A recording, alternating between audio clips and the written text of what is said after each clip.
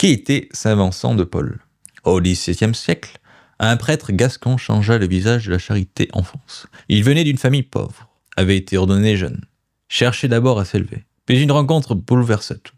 Dans une paroisse de campagne, il découvrit des paysans qui mouraient sans sacrement, sans instruction, dans une misère effrayante. Son cœur s'embrasa. Il fonda les prêtres de la mission, appelés les Lazarites, pour évangéliser les campagnes. Puis il créa, avec Louise de Marillac, les Filles de la Charité, première congrégation vouée au service des pauvres hors clôture. Il organisa des secours pendant les guerres, racheta des captifs en Afrique du Nord, visita les galériens, recueillit les enfants abandonnés. On venait le consulter de partout, même la reine Anne d'Autriche. Pourtant, il restait simple, vêtu pauvrement, parlant avec son accent du Sud. « Et mon Dieu, mes frères, et mon Dieu, mes frères, mais que ce soit aux dépens de nos bras, que ce soit à la sueur de nos visages. » disait-il. Voilà qui était saint Vincent de Paul, un apôtre de la charité, un organisateur génial au service des plus petits, un prêtre qui voyait le Christ dans chaque pauvre.